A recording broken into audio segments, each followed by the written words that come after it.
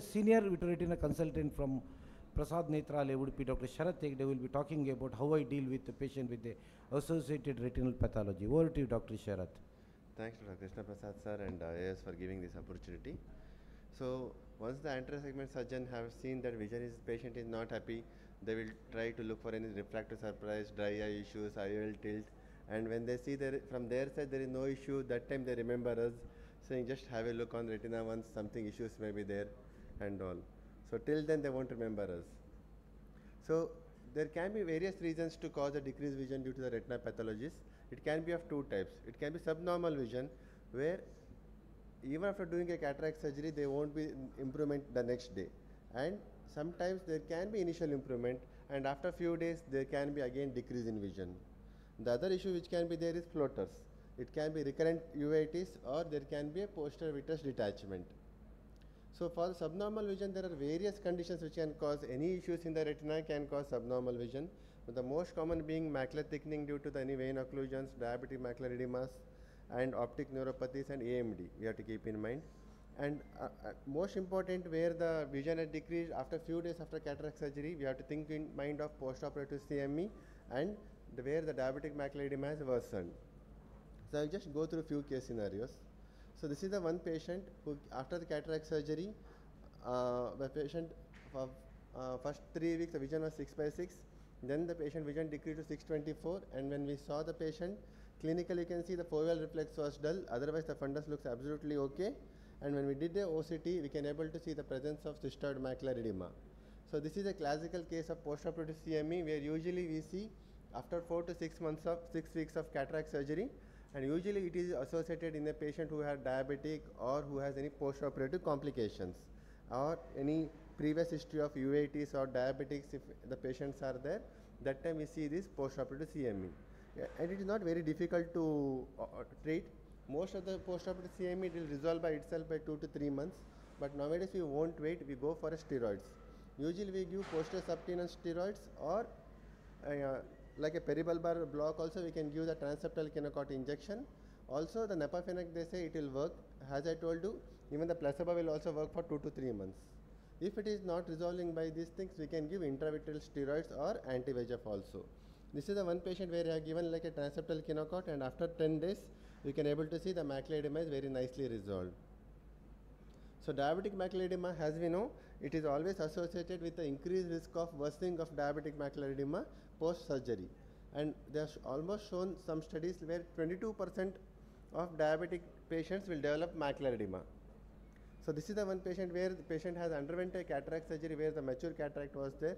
When we see afterwards, there was a presence of large cystoid macular edema which can be seen.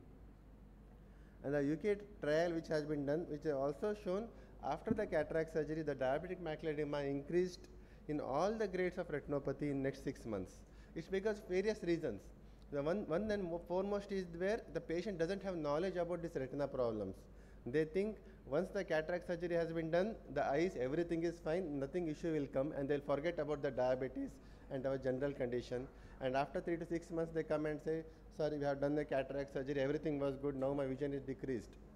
So when we see and go back, we can see the systemic conditions are not normal and there will be diabetic macular edema. So the another study also showed that there is a significant increase in the diabetic macular edema thickness post cataract surgery. It may be because of the inflammation and also the systemic problems. So here this is a one case where you can see there is a extrafoveal thickening which was there with the presence of hard exudates before the cataract surgery, and when he came after 2 weeks for the follow-up, we can able to see there is the presence of neurosensory detachment also, and some intraretinal fluid also was noted. The another most sometimes we may miss is the proliferative diabetic retinopathy, where the patient may have a thickened hyaloid, and this may also be a reason of decreased vision. And another important thing which easily can be missed is the epiretinal membranes. So where the clinically, when there is an extreme cataract, you may be missing the diagnosis when you see in the indirect. But the most important investigation what I prefer to do is OCT before any cataract surgery, which may pick up these small conditions. And many studies have shown that the ERM per se won't progress in the cataract surgery per se, but the macular thickening due to edema can progress in the next 3 to 6 months. The another which easily can be missed is the vitreomacular traction, which may require surgery.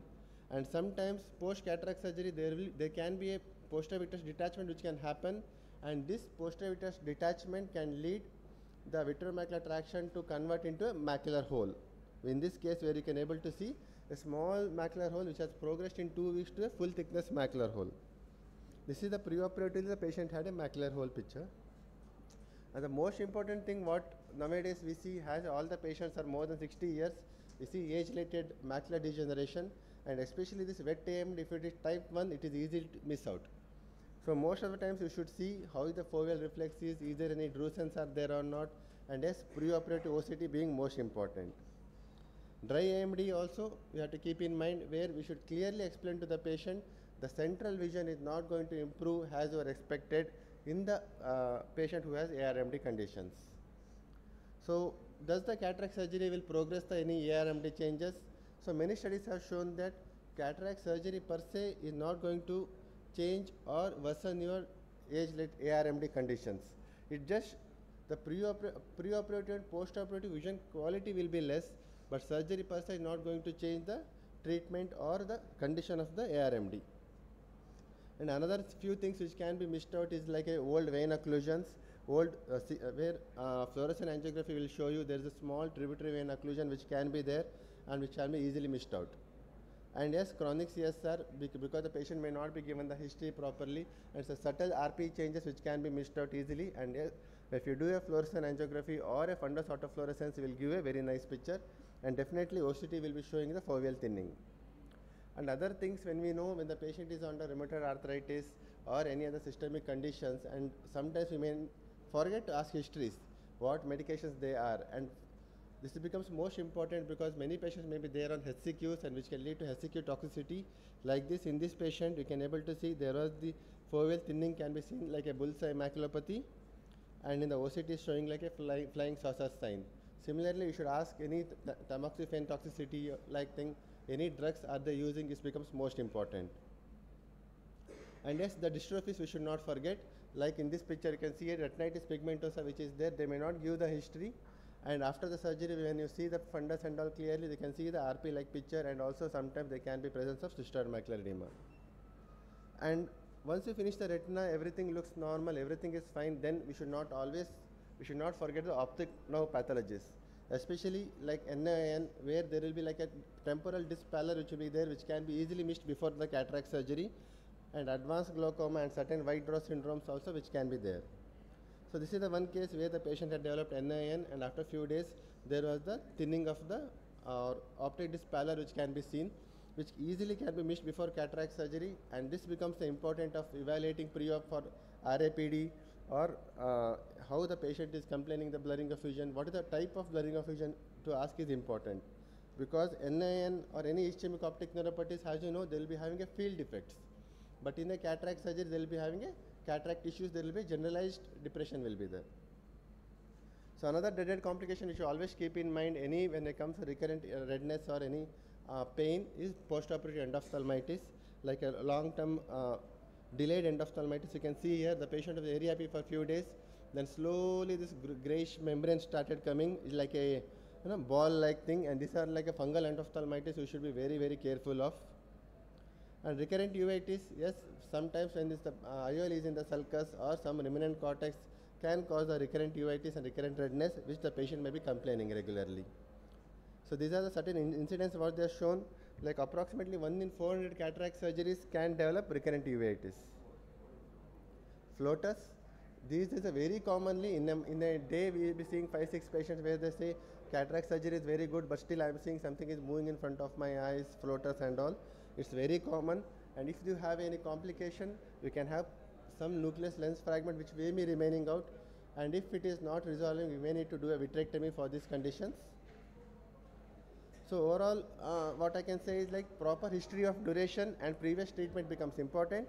Complete evaluation including RAPD has to be checked, and preoperative OCT for all the patients which will help to detect a retinal problem is very important.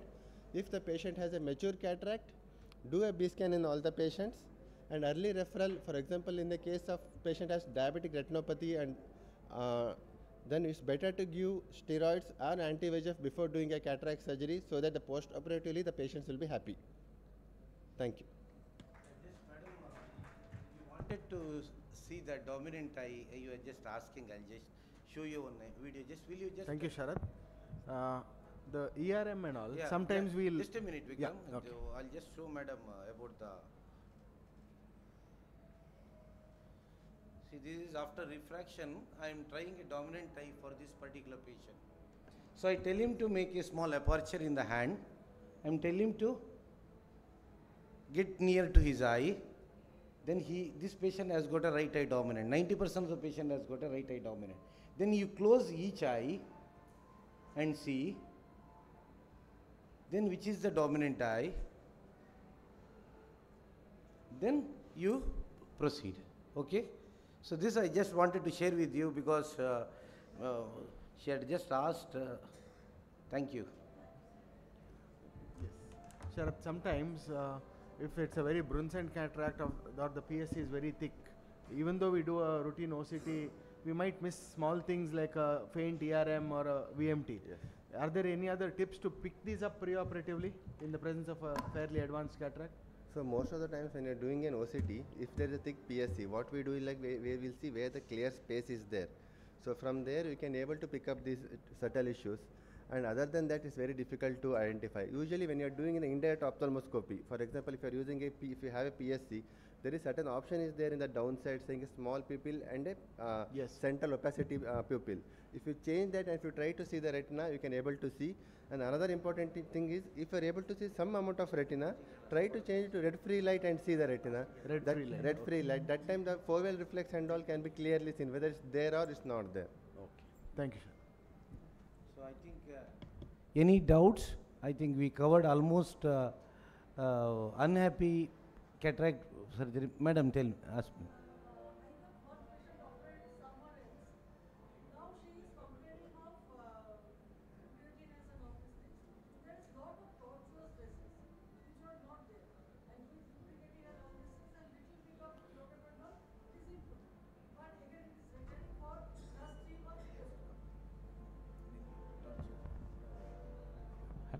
Yes, ma'am. What we can do is a detailed dry eye workup.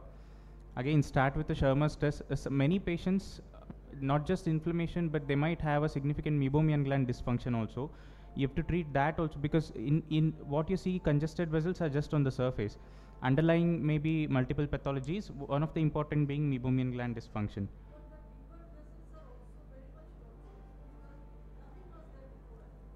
Rule out connective tissue disorders also, ma'am. Connective tissue disorders has to be ruled out, like rheumatoid arthritis, all those things, because it may extremely cause dry eyes and episcleral. You should rule out on rheumatoid arthritis and condition.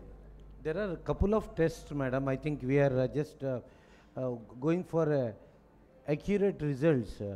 One of the equipment yesterday has been launched in a AIOC stall from Narayan Netralaya called a biomarker kit. Actually, we take out a tear fluid and we send for a different enzyme analysis. So some of the patients with a increase in the MMP level or interleukin-2 also sometimes may have this kind of problem. So first evaluate the dry eye, evaluate the tear fluid, and also do all the blood tests just to rule out whether the systemic, to rule out any connective tissue disorder. Then you may come up with the results. But what they say that yesterday I was there in that stall, by evaluating the tear film itself, most of the things you can know. Connective tissue disorder also you can find out in the tear film analysis itself. Thank you. Another thing, some of the residents put the lens upside down, but ultimately the refractive error there was not much. Unless it's a 3-piece lens with an angulation, a single piece, most of them don't have an angulation, so it will work. Yes, if it's a 3-piece lens, it has an angulation. Some of the single pieces lenses also have some angulation. If there is no angulation, there is no change in the effective lens position, therefore there won't be any refractive error.